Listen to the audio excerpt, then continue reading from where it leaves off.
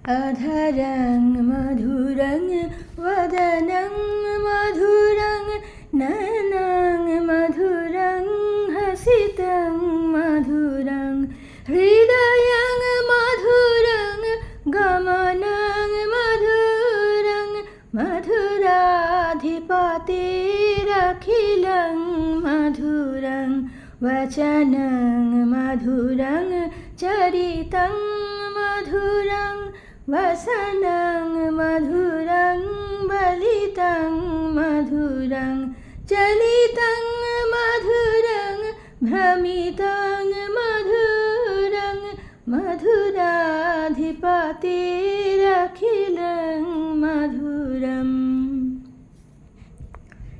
পিতামাতা এবং গোপীদের কাছে কৃষ্ণ এই প্রতিশ্রুতি দিয়ে বার্তা পাঠিয়েছিলেন যে তিনি শীঘ্রই ব্রজভূমিতে আসবেন। কৃষ্ণ প্রেরিত দূত উদ্ধব এবং নন্দ মহারাজ কৃষ্ণ কথা বলতে বলতেই নিশা অতিবাহিত করলেন। রাত্রি শেষে জেগে উঠল ব্রজপল্লী। শয্যা ত্যাগ করে গোপীরা দৈনন্দিন কর্ম শুরু করলেন।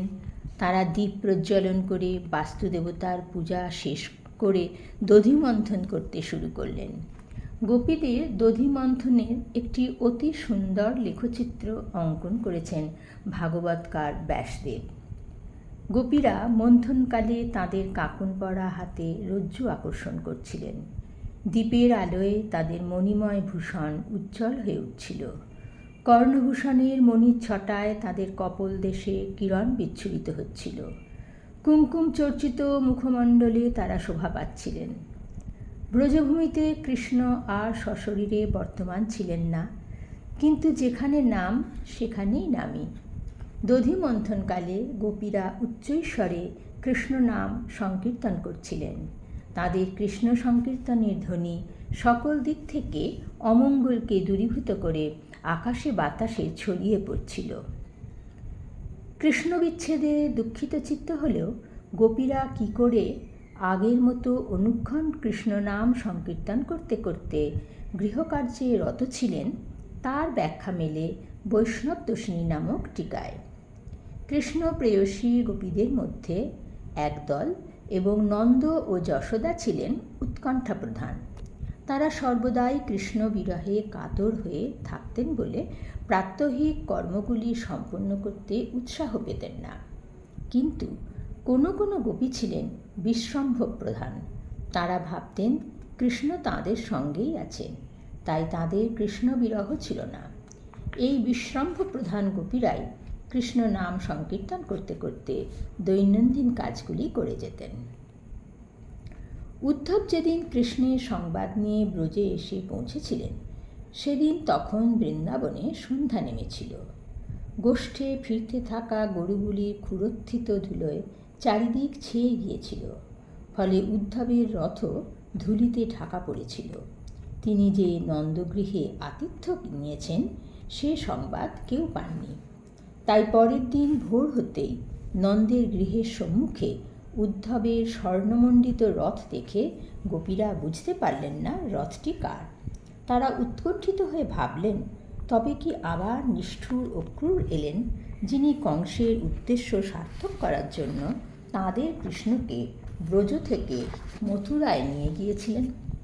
অক্রূর আগত কিংবা কংসস্যার্থ সাধক येनो नीत मधुपुरीं কৃষ্ণং কমললোচনঃ।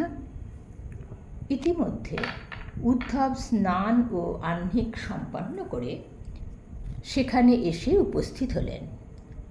তিনি শুনলেন তীব্র উৎকণ্ঠায় অধীর হয়ে গোপীরা বলছেন, অক্রূর কি আবার এলেন তাঁর মৃত প্রভুর কাছে আমাদের আহুতি দেবেন বলে? কিং সাধয়িষ্যত্যস্মাভির্ভর্তু প্রেতস্য নিষ্কৃতিম। গোপীদের কৃষ্ণবিচ্ছেদ হেতু মর্মস্পর্শী আরতি শুনে উদ্ধব বুঝলেন কৃষ্ণ ছাড়া এই গোপীরা কিছুই জানেন না।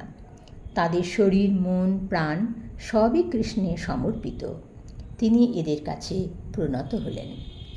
উদ্ধব নিকটে এলে গোপীরা অত্যন্ত কৌতূহল সহ উদ্ধবকে দেখতে থাকলেন। উদ্ধবের চেহারাটি ছিল ভারী সুন্দর। তার বাহু দুটি ছিল আজানুলম্বিত, চক্ষু দুটি ছিল সদ্য প্রস্ফুটিত পদ্মের মতো, তার পরিধানে ছিল পীতবসন, গলায় পদ্মের মালা। উজ্জ্বল কুণ্ডল শোভিত তার মুখমণ্ডল ছিল অতি রমণীয়। কমনীয় কান্তি উদ্ধবকে দেখে গোপীরা বুঝেছিলেন ইনি কৃষ্ণেরই সন্দেশবাহক, তাই তাঁদেরও একান্ত আপন। কৃষ্ণ উদ্ধবকে বলেছিলেন, ব্রজের গোপীরা তাদের প্রিয়তম আমাকে তাদের থেকে দূরস্থ জেনে উৎকণ্ঠিত চিত্তে কেবলমাত্র আমাকেই স্মরণ করতে থাকায়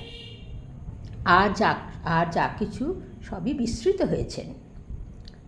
আমি আবার ফিরে আসব এই আশাতেই তাঁরা কোনো রকমে প্রাণটি ধারণ করে আছেন মাত্র। গোপীরা উদ্ধবকে কৃষ্ণদূত বলে জানতে পেরে তখনই বিনয়াবনত হয়ে সলজ্জ দৃষ্টি সমন্বিত স্মিত মুখে এগিয়ে এসে সুমিষ্ট ভাষণসহ উদ্ধবকে আপ্যায়িত করে আসনে উপবেশন করালেন এবং তার কাছে একান্তে কৃষ্ণেরই সংবাদ জানতে আগ্রহী হলেন। সেই মুহূর্তে কৃষ্ণের প্রতি তাদের সমস্ত অভিমান প্রকটিত হল তাদের প্রতিটি করুণ বাক্যের মধ্য দিয়ে। গোপীদের মনে এই আশঙ্কাই জন্মেছিল তাদের প্রাণবল্লভ কৃষ্ণ তাদের ভুলেছেন, কারণ তিনি আর ব্রজের রাখাল নন, তিনি এখন রাজবংশীয় যদুপতি। তারা বললেন, জানিমস্ত্বাং যদুপতে পার্ষদং সমুপাগতম ভর্তৃহ প্রেষিত পিতৃর্ভবান প্রিয়চিকীর্ষয়া। আমরা জানি আপনি যদুপতির সচিব। প্রভুর দ্বারা প্রেরিত হয়ে আপনি তাঁর জনক জনকিনীর সংবাদ নেওয়ার জন্য এবং তাদের সান্ত্বনা দিয়ে তাদের প্রীতি সম্পাদনের জন্য এখানে এসেছেন। এই উক্তির মধ্য দিয়ে শ্রীকৃষ্ণের প্রতি ব্রজগোপীদের দুরন্ত অভিমান এবং তীব্র হৃদয় বেদনা অতি করুণভাবে প্রকাশ পেয়েছে। তারা শ্রীকৃষ্ণকে যদুপতি বলে উল্লেখ করে বোঝাতে চাইলেন শ্রীকৃষ্ণের মনটি এখন মথুরাপুরীতেই নিবদ্ধ। তিনি মথুরার অধিপতি, তাকে আর গোঠের রাখাল বলা যায় না। তবুও যে তিনি এক দূতকে পাঠিয়েছেন ব্রজভূমিতে, তা কেবলমাত্র পিতামাতাকে আশ্বস্ত করার জন্য। গোপীদের সঙ্গে তো তার কোনো আত্মিক বন্ধন নেই, তাই তিনি তাদের একেবারেই ভুলেছেন। এই আশঙ্কা দৃঢ়ীভূত হওয়ায় তারা অভিমানাহত হয়ে বললেন, পিতামাতা ছাড়া এই ব্রজে তার স্মরণীয় আর কিছুই তো আমরা দেখছি না। পিতামাতাকে তিনি মনে রেখেছেন, এ আর এমন কি বড় কথা। সর্বত্যাগী মুনিরাও আত্মীয়ের স্নেহবন্ধন থেকে মুক্ত হতে পারেন না। অন্যথা গোব্রজে তস্য স্মরণীয়ং ন চক্ষুমহে স্নেহানুবন্ধ বন্ধূনাং মুনিরপি সুদুস্তজঃ। গোপীরা অভিযোগ করলেন, তারা অনাত্মীয় হওয়ায় তাদের সঙ্গে কৃষ্ণের প্রীতির সম্পর্কটি ছিল শুধুই স্বার্থপ্রণোদিত। তারা ছিলেন ব্রজে তার লীলা খেলার সঙ্গিনী মাত্র। ব্রজলীলা শেষ হওয়ায় শ্রীকৃষ্ণ তাদের ভুলেছেন। যেমনভাবে স্বার্থপরায়ণ পুরুষ স্বার্থসিদ্ধি হলে নারীকে এবং মধুকর ফুলগুলিকে পরিত্যাগ করে, সেইভাবেই গোপীরা বিশ্বভুবনে অবিশ্বস্ততার ভুরি ভুরি উদাহরণ দিয়ে শ্রীকৃষ্ণের প্রীতি সম্পর্কের প্রতি নিদারুণ অভিমানে অনাস্থা জ্ঞাপন করলেন। ভগবান ব্যাসদেব গোপীদের উক্তির মধ্য দিয়ে ব্যবহারিক জগতে জীবের স্বার্থ সচেতনতার নিদর্শনগুলি তুলে ধরেছেন। গণিকা সম্পদহীন ব্যক্তিকে পরিত্যাগ করে, অক্ষম ও দুর্বল নৃপতিকে প্রজারা, বিদ্যা অধিগত হলে গুরুকে শিষ্য, পুরোহিত যজ্ঞ শেষে দক্ষিণা লাভ করে যজমানকে, গাছের ফল শেষ হলে ফলহীন বৃক্ষকে পাখিরা, ভোজনান্তে অতিথি গৃহস্থকে, পশুরা দগ্ধ অরণ্যকে এবং প্রয়োজন সিদ্ধ হলে অবিশ্বস্ত ব্যক্তি তার প্রিয়াকে আর মনে রাখে না। গোপীদের মন কিন্তু শ্রীকৃষ্ণেই চিরনিবিষ্ট। তাদের কৃষ্ণপ্রীতি ছিল একান্তই স্বার্থহীন। তারা কৃষ্ণেরও তাদের প্রতি ভালোবাসার মধ্যে কখনো স্বার্থ ক্লেশগন্ধ খুঁজে পাননি। তাই তারা ভেবে পেলেন না কৃষ্ণ কেন তাদের এমন নিষ্ঠুরের মতো পরিত্যাগ করে চলে গেলেন। শ্রীকৃষ্ণের সমর্পিত চিত্ত গোপীরা শ্রীকৃষ্ণকে অভিমানবশত অবিশ্বস্ত বলল। শ্রীকৃষ্ণের কথা ভেবে তাদের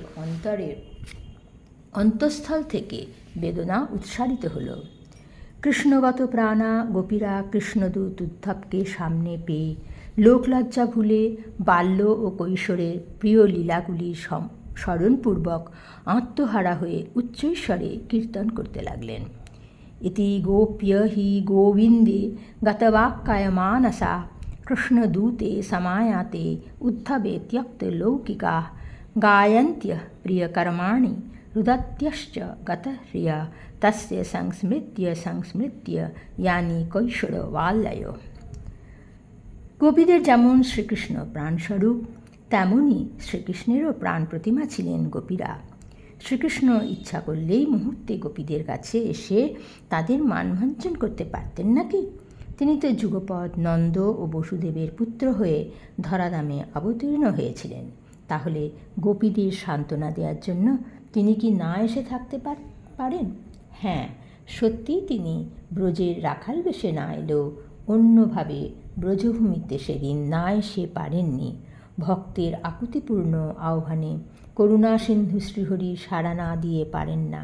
তিনি কেমনভাবে এসেছিলেন শ্রীকৃষ্ণ বিরহে উৎকণ্ঠিত গোপীদের কাছে, সে বর্ণনা নিয়ে আসব পরের পর্বে। এখন আসুন আমরা ভগবান কৃষ্ণের নাম সংকীর্তন করি। হরে কৃষ্ণ কৃষ্ণ কৃষ্ণ হরে হরে, হরে রাম রাম রাম হরে হরে, হরে কৃষ্ণ কৃষ্ণ কৃষ্ণ হরে হরে, হরে রাম রাম রাম হরে হরে, হরে কৃষ্ণ কৃষ্ণ কৃষ্ণ হরে হরে, হরে রাম রাম রাম হরে হরে,